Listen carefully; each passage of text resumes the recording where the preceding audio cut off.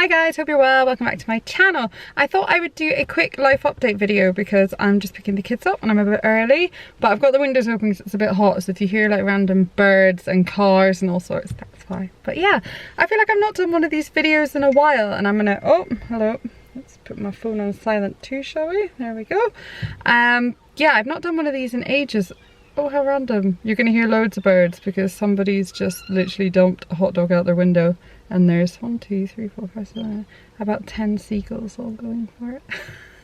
Yes, sorry. I'm also gonna try and speak a little bit slower because I tend to, when I do these sorts of videos and I'm just talking like I'm talking to a friend, I talk very fast just because it's the way I am in real life. So yeah, but lots has changed since I last did one of these. Rob obviously has been back from deployment about 4 or 5 months now.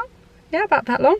And I thought it'd be quite interesting to do a little bit about him because a lot of people have asked, oh, what's he up to? Is he home all the time now? And things like that. So I thought I'd explain what happens if they're still on a ship, but like not shore-based, so still sea-based technically, but not deployed. Because I think a lot of people think when they're not deployed, they're just at home. And most times that's not the case. So he's still on a ship. He'll be on the ship till the end of the year. And basically, wherever the ship goes, he goes.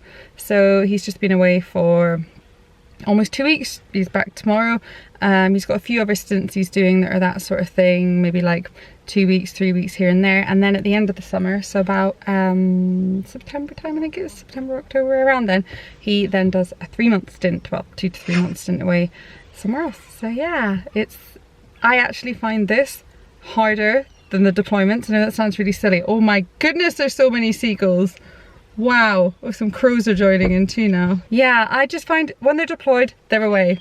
They're just away, you get on with life, the kids are in a routine, and it's so hard, don't get me wrong, you miss them so much. It's just one of those things, but when they are on a ship, but technically in the UK, like back, yeah, it's just really hard to plan things. Things get changed a lot more than obviously when they're just away and you just are on your own, so it's fine. So you'll think they're going to be here at a certain time, you'll make plans, you'll do this, that and the other, and then it changes the day before or on the day, or yeah, it's just, it's really frustrating. And I actually find it's harder on the kids as well because he's not just gone, he comes back and they get really excited and they get used to it, and then he goes again, then he comes back and he goes.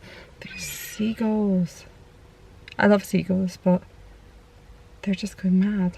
It's not the seagull's fault, it's this woman that keeps dumping food out her window. Anyway, so that's where Rob's at. He is home and he's not home, and I think he's struggling with it as well because in the run up to summer, at least he does get summer leave, so he gets about 4 weeks off in August, which we're very excited about.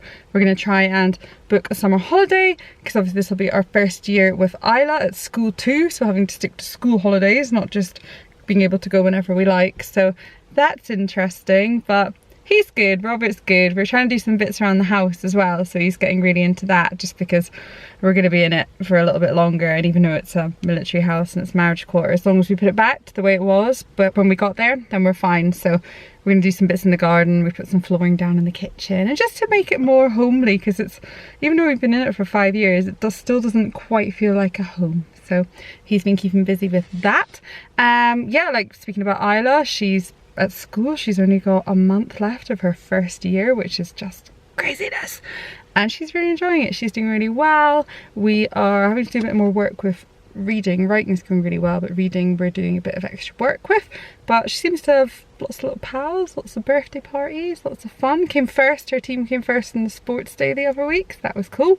And for holidays and things, for the half term just gone by, I tried her out in a couple of holiday clubs for just to see how it went on for the summer holidays, and she really liked them, so that's good. That's a bit of a relief. And what else is going on? Lachlan's great. He is hilarious. He's at that stage now, that 2.5 years old stage where the sentences are coming, the personality's coming out even more. He's such a big personality, just like his sister was, and they cause utter chaos together. Separately, they seem to behave really well. Together, they just wind each other up. It's like what I was like with my brothers, so I get it, but it's hard to deal with sometimes when you're on your own and they're just constantly going at each other, and yeah. But no, he's great too. He's moving up to preschool early, so he's supposed to go up the term after he turns 3, which would be after Christmas. Oh, I just hit myself in the face, ow. But he's actually going up in September, so they didn't want to break them up and they think he's ready, so I'm not gonna have a baby in nursery anymore. That's really scary, like super scary. But I'm trying to get him into a few more clubs as well. I'm gonna get him swimming. He can start football when he's 3, the football that Isla does, so we've still got a little while to go. And it seems like a lot of the clubs that I think will be really good for him will start when he's 3, so that's exciting. That'll come around before we know it. And yeah, all good on the Lachlan front. His reflux is pretty good as well. Like, he doesn't seem to have any flare-ups, dairy wise, allergy wise. It's a bit like up and down, but he's all right, he's okay. And I've just realized the time. I've been speaking more than I thought to, so I'm gonna have to finish this, go pick up Lachlan, and then maybe pick this up once they go to bed. Sorry about that. Just getting a bit of time to film this now the kids have gone to bed. But yeah, that's all of that lot. They're all good. And then me is just the usual, really. Busy, lots and lots of work on. I'm probably maybe the busiest, oh hi Cosmo, the busiest I've been with vlog and YouTube stuff, which is great. But on the flip side, it's not that I've fallen out of love with it. That's like a really strong statement. That's not been the case at all. But I found myself over the past few months just being a bit uninspired by what I'm doing. That sounds really dramatic and over the top. It's just like a YouTube channel on social media. But I've just felt a bit, I don't know, just a bit, I just want to do something a bit different. I want to produce some more exciting stuff, more interesting stuff, not the same old hauls and vlogs and cleaning stuff. All the vlogs I still love, of course, because that's just our memories, so they're great for us anyway. But some of the other stuff, I feel like, because my kids are at that little bit older ages, not so much baby ages anymore, I'm a bit like, what do I do? Like, what should I focus on? More stuff that I'm interested in, like fashion stuff, home stuff, just things like that, or try and figure out a way to do more stuff that's relevant to my kids' ages. And the problem is that it's not so much that I've fallen out in love with it, but I'm finding myself having less and less time, like even less time than before, to actually focus on it, because my other job has stepped up quite a bit. So that's obviously, like, when I come home from that now, before I'd be able to come home from that, be with the kids till they go to bed, do all that stuff, and then work through till like midnight, 1 o'clock. But because I'm being a little bit more drained during the day, I'm finding myself not being able to do that anymore. And yeah, like, I think the mini stints of solo parenting, like I said, are sometimes quite a bit harder than the actual long stints. So I think it's just all like taking a toll, to be honest. And I found myself making more time to do a workout instead of editing, or to go out and see a friend for dinner instead of editing, or have a bath or read, which is great. That's a very, very good thing. And I'm not saying that like having that me time or self-care time or whatever else is a negative thing or a bad thing. It's a good thing, but it just means this has suffered, and that makes me sad, because I love this. I love it so much. I love the people I connect with. I love all of you guys that watch and comment and message and just brighten up my day every day. So I don't want to stop it, and I've worked so hard to sort of get it to where it is, in a way, that of course I don't want to stop it. And I do love it, and I still have that passion for it, but I've just kind of lost my way a little bit. A, from being really busy, and B, from just not being very sure sort of what direction I want to go in, I guess. But I'm feeling more positive now. I'm not going to get any more time, but I feel like it just is something I'm going to have to accept. You can see Cosmo's just ears sticking in out in the corner here. Hello Poos, you're so beautiful.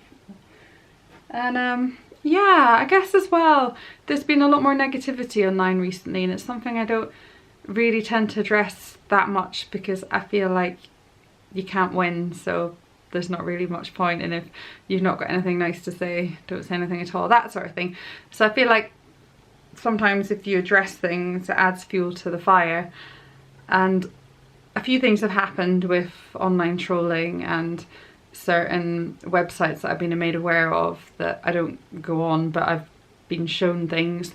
And then something else that happened, like off the back of, I assume, this website or a troll or something, that's then actually come into my real life and my personal life. I think that's maybe made me a lot more wary and scared to put myself out there as much as I did before, which is sad, because the majority of messages I get that are really lovely are commenting on how relatable we are and how much we can help others by just being us. And if you kind of stop being you because you're scared of a whole bunch of people just jumping on a gossipy, bitchy, malicious gossip rumour spreading bandwagon, then you kind of lose the, I don't know, because you never want to be holding yourself back and not coming across as you. So I kind of felt like if I was scared to put stuff up, or I was even scared to story or things like that, then there was no point doing it at all, because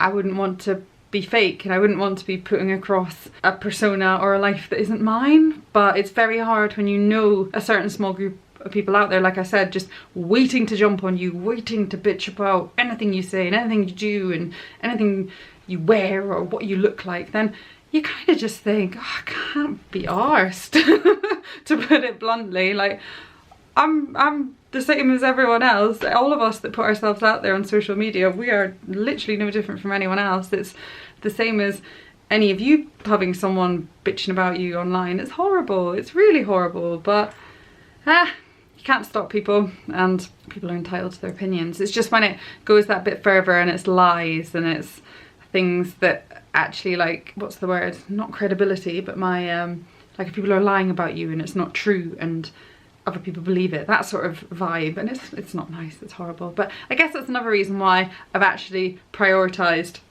doing stuff that I want to do rather than sitting up really late editing for the sake of doing it as well, in a way, which is sad, because you don't want people to win, and they won't win. Negative people never win because they're not happy in the first place, so they can't win. Until they're happy, they can't win. So it was also getting to the stage where it was just making me feel really anxious all the time. I felt really like, I don't know, it put me in a really weird place where I just felt like no matter what I did or what I said, I couldn't win. So I just felt really on edge all the time, like really on edge. And because I was made aware, like, it could possibly be a few people quite local to me that were part of the people who were sort of spreading a lot of negativity, I just became really even funny about doing the kids' pickups at school and nursery, and just, it's really horrible to constantly have that knot of dread in your stomach all the time. And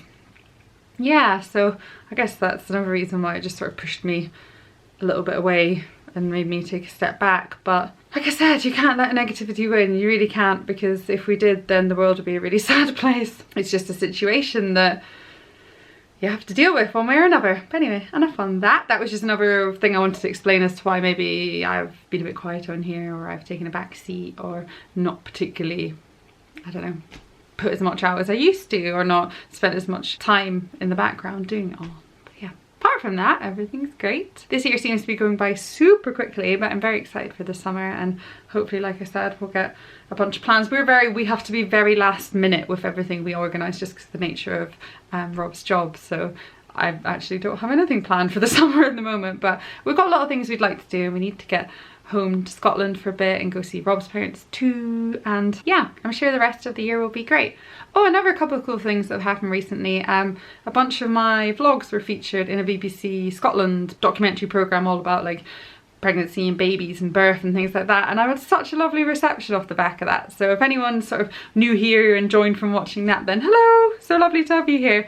But yeah, it was really cool. Like, I didn't realise it would reach as many people as it did, so that's been really awesome. And then Robert was actually on TV the other day as well. He was part of the D-Day celebrations, and on the One show on BBC One, they were sort of covering the whole thing, and his ship was one of the ships that sailed past the veterans ship and saluted them and everything in the flotilla with the Spitfire. And yeah, he was on TV, and my dad managed to spot him in his little beard with his little cap, so that was exciting as well. But yeah, fun things that have happened recently. And apart from that, there's not much else going on, so I will probably leave this video here. But thank you so much for watching. As always, let me know how you guys are. If you have any comments on the kind of videos you'd like to see, steer me in a certain direction if you like. And yeah, thank you so much for watching. I'll see you soon. Bye.